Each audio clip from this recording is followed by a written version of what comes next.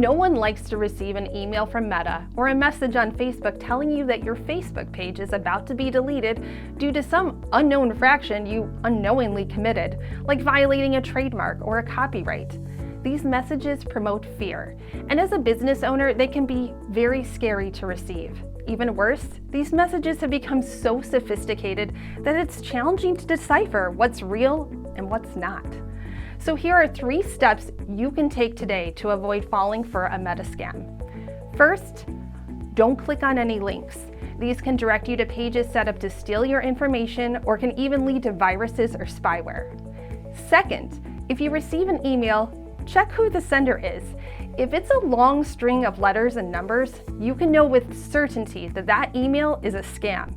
And if you receive a message with a threat to delete your account, remember, Meta would never contact you via Messenger to communicate a violation. And third, when in doubt, show another person. It's always good to get a second, third, or even fourth opinion before making a decision. Other people often catch details that are easy to miss. If you have more questions about these scams, contact Paragon Marketing Group. We're ready to help.